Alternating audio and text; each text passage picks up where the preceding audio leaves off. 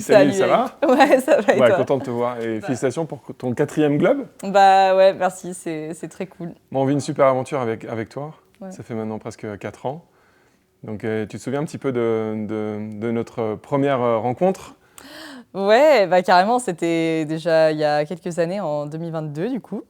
Et c'était par SMS. Je reçois un SMS de ta part et ouais, tout a commencé de là. Oui, mais en fait, notre premier échange a été assez long et comme je suis très bavard, j'ai dû t'expliquer en fait un petit peu les raisons qui nous poussaient à vouloir nous associer en fait avec un sportif de haut niveau. Et on souhaitait donner, on va dire, un sens différent à notre projet et faire incarner notre dynamique de croissance qui est absolument dingue depuis la création du groupe, avec un champion ou une championne qui soit finalement porteuse des valeurs de l'entreprise.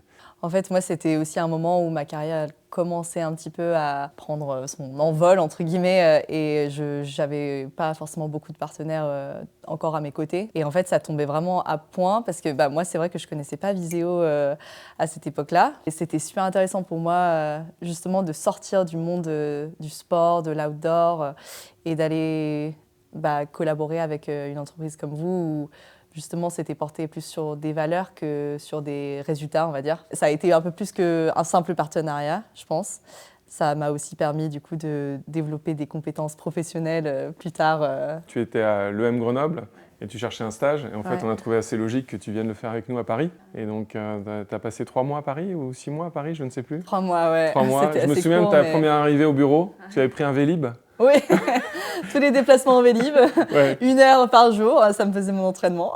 On cherchait aussi à accompagner un sportif qui ait une discipline qui soit en parfaite résonance avec nos valeurs, donc avec une dimension de protection de l'environnement, de respect de la nature. Oui, bah c'est sûr que le ski alpinisme dans les sports qui existent sur l'hiver déjà, pour notre entraînement, etc., on n'a pas besoin des remontées mécaniques, on a juste besoin de la neige.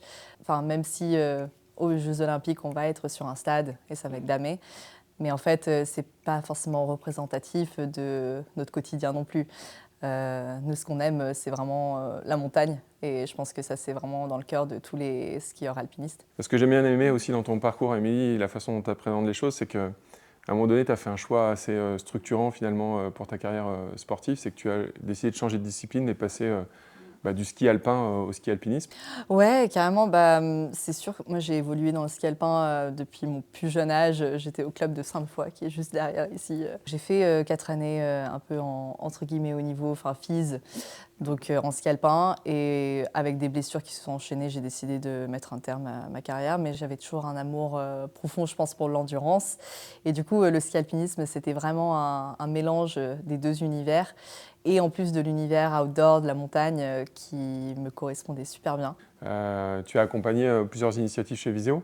L'année dernière, tu as été marraine d'une promotion qui permettait à des femmes qui étaient exclues du monde du travail de retrouver un job dans le digital. Ouais, même pour moi, c'est hyper enrichissant au final de faire partie de projets comme ça. C'est inspirant de mon côté aussi. Et ça apporte une autre saveur, je pense, à la vie d'athlète, parce que tu as vraiment l'impression de porter des valeurs plus fortes que juste le sport et justement à travers ta carrière, avoir des impacts autrement. On est super fiers de t'accompagner d'une part, mais on est aussi très heureux d'avoir choisi une discipline comme la tienne, qui est une discipline nouvelle, moins connue du grand public. Et on va faire en sorte que pour les JO de 2026, ça devienne une super discipline.